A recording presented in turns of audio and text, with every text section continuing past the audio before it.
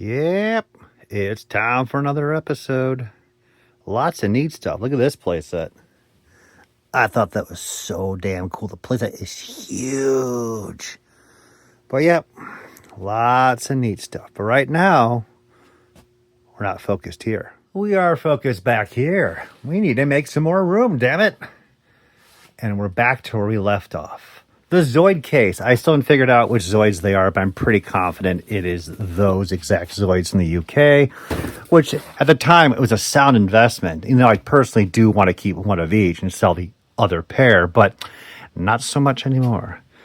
Let's see, we got, oh my God, my brain is farting out of my butt. These are from Tonka and just another concept Build-A-Series. So yeah, you can build little vehicles and spaceships. The line, again, it was a concept just like we mentioned before with the Capsula or the Constructs. It was the concept that was just around for a very short time where it's like, you can build your own vehicle. And it's a great idea, Lego style to a point. They just fizzled out and that was it. Come and gone. Package artwork for these is absolutely stunning. Absolutely sold the product better than the toys that ever could. Continuing on. We have Halo. Oh my God. What was the odds of pulling a Halo? Loved the first game. Never gotten the other ones because I just, no time. But look at that. Mega Bloks did an absolutely fantastic job with building and constantly just pushing forward on the Halo series. A lot of people love this stuff. They did a great job. Joyride Studios did the action figures when the second game was coming out. I'm going to let it go, of course, but I'm curious what this stuff is worth. I would probably assume $20. That's it. Like, there are lots of collectors for this series. They love this stuff, but there's no grandiose high dollar value for the items. That's just how it is. We've got Autobot Springer from the movie series. So they took an original Osprey, just called him Springer, make all the vintage fans really happy. Again, love all my Transformers. Not a big fan of the movie toys, but they're still fun to play with. But again, to play with. No package art, nothing really unique here. The back of the card's nice. Ground. But yeah, we let it go. Maybe worth about $10 to $15. That's just fine. We'll put in a little stash. And now we are off to dun, dun, dun. My childhood memories of the end for Final Fantasy II. I played the snot out of that, and I still love it to this day. No idea what that photo's down here. It kind of reminds me of, what was it, Paranormal Activity, when they find the Polaroid photo of her as a kid. This is like me finding a video game I played as a kid. Like, what is it doing down here? Is Toby the evil spirit down here? I think so. And that makes things going to be happy tonight.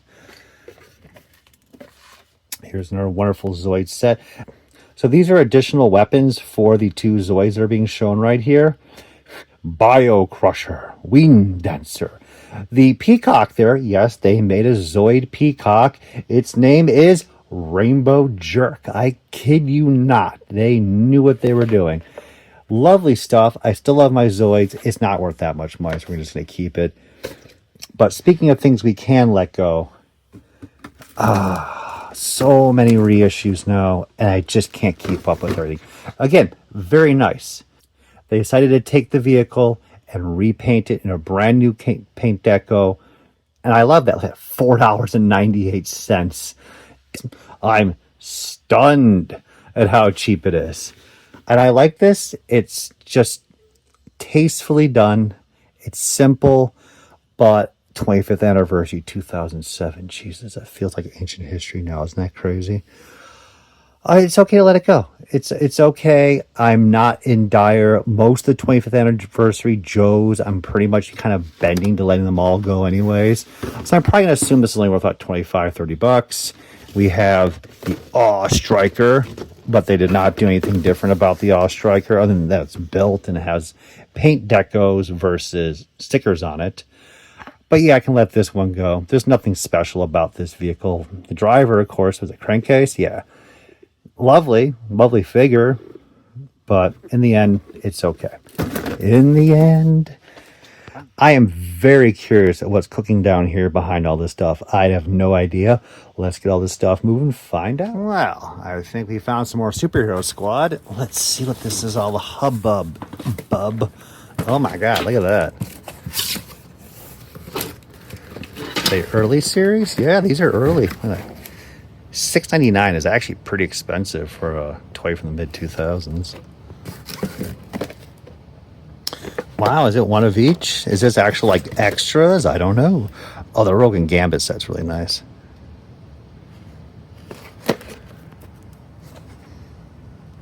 Yep, these are duplicates. Excellent. So that means we can keep some, sell some, and have a grand time.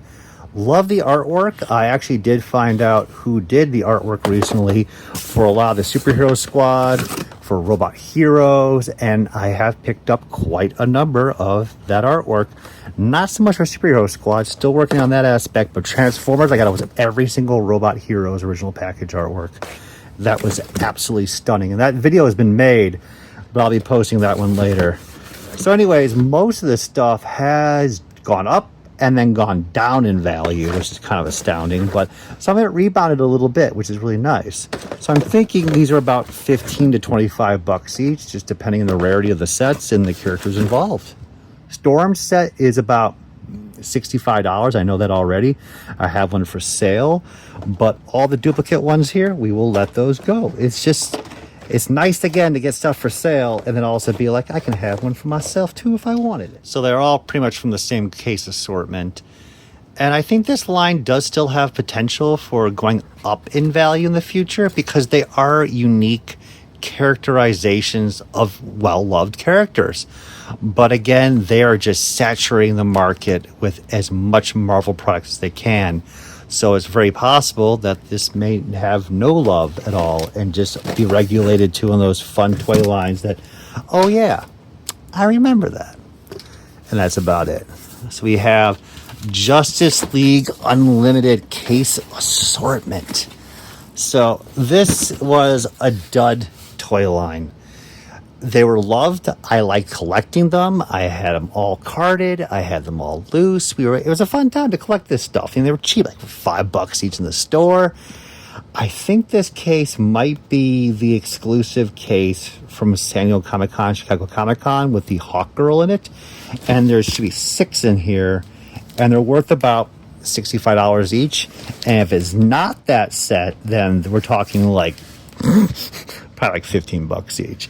Let the whole thing go. It's fine. It's just another fun toy line. But at this point, we don't need anything like this. And I don't think investing in many newer toy lines is the way to go. And a lot of toy lines from the 2000 on, I think they've already hit that mature point. And it's possible, as I said, the Superhero Squad and a couple other things, they may continue on, but I just have zero interest of sitting on more stuff and just hoping. We're done. Like, buy it, flip it, move on, collect what you like. Don't sit on too much more for investment purposes. Oh, there we go. That's pretty cool. So this is the evil gift set of Benedict and his Roadster. So this is the Last Action Hero mail-away set. They did the hero set. They also did the 3-pack of action figures. These would show up at discount stores as well. And this is where this one came from, I believe.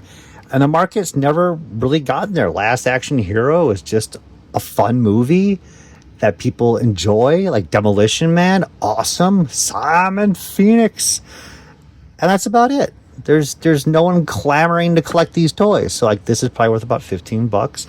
I'm okay with keeping it because it's 90s and dead stock 90s. It'd be too much effort even try to sell it, to be honest with you. But if I wanted to have a nice loose mint Benedict and a Roadster, there you go. Just open it up. So again, the focus is to purge mainly anything from the 2000s on is where I'm going to be like, look, do I really care? 80s and 90s where the heart is. So if I see that 80s, 90s stuff, I'm going to keep that. 2000s and on, I don't have much passion. This box, no idea what's cooking in here. Oh my God, are you joking? Are you joking? Yeah, it looks like what I thought it is. So as I may have as I mentioned in previous episodes, the only movie I ever went to the theater to see 3 times was Speed Racer, and it was damn worth it. Still is to this day, and it looks like I have packed away, once again, tons and tons of Speed Racer, thinking that this would be a decent investment at discount, because they were flooded every toy store with these, because they knew the movie would be a really big success, and it wasn't. Even though it was a great movie, it just financially flopped, and the kids were not as excited about the cars as they should have been. That's my opinion, and you know I'm not wrong. That being said, the market actually has gone up. I looked up some of these cars about 4 years ago before the 2020 incident, and they were like $3 each. Nowadays, I can expect some of these to be 8 to 10, with some of them I just shipped out 2 today for $20 each. So there's quite a number in here, and I wouldn't mind keeping some, but this is a ton. What is there? Is there more down there? Oh my God, there's just so much down there. So we're gonna have to sit back and just get rid of most of these. But this is a lot of Speed Racer. You know what? If I get $10 each, and I bought them at 75 cents each on sale at Target, and just took the whole case, KB Toys, $1.19, and that may have been the base price, and I may have got it still on discount after that. I don't know. Who knows? That's in the past. Right now, we gotta move forward, and we gotta let these things go. But yeah, it's okay just to keep a couple, and that's it. But wow, I didn't expect. I mean, I had some over the corner over there. I found some more upstairs a few days ago. I mean, they're just like, they're multiplying. Which, technically, of all the things that happened to like a Twilight Zone episode, I don't think multiplying Speed Racer toys is the worst possible thing.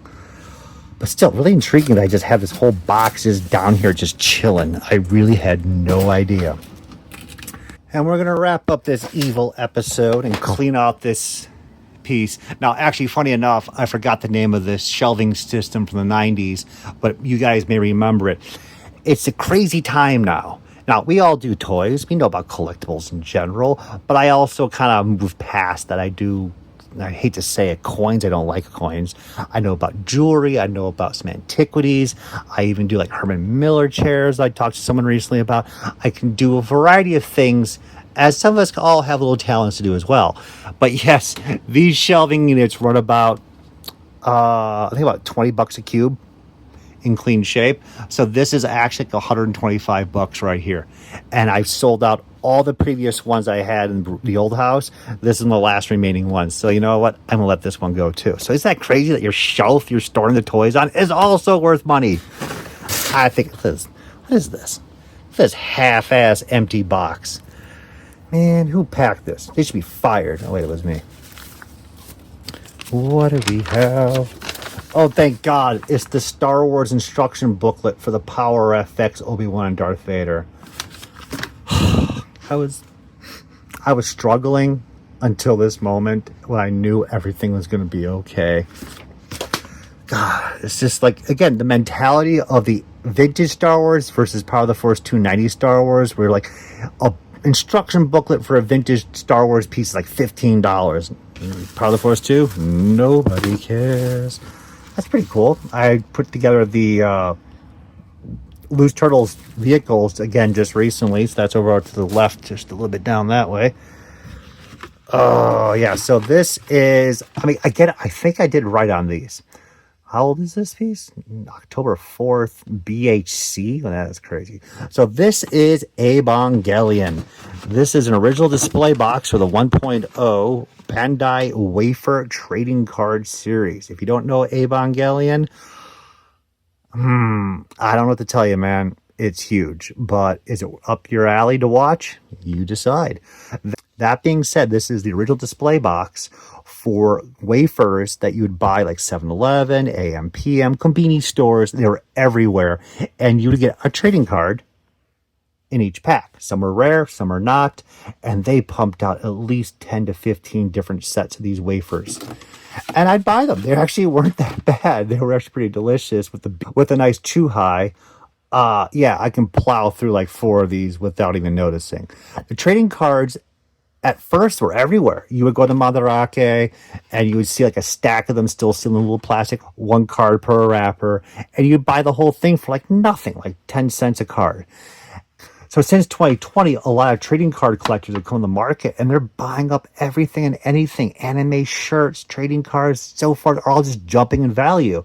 So I think a lot of the cards that I have, which we're going to find somewhere in this mess, they're probably worth a lot of money at this point. So we have a Liger. I forgot the name of this one, the pumping action. I have a box one. Just right there. Energy Liger. There we go. And then we have a regular Liger down there. So I'll kick these off to the left to see. I have a whole Zoid tub where it says vintage Zoids and newer Zoids. Complete them, get one of each, move the rest on. So not big bucks. And then 20 questions. Yeah, I got more questions than that of how all this crap get down here. Why don't I remember owning half of this stuff? That's like 2 questions, actually. But I have more questions than that. I know you guys do, too. Which mainly is, you just want to see more of this stuff, which we are going to go through this whole shelf next. So stay tuned for next episode as I purge through more stuff.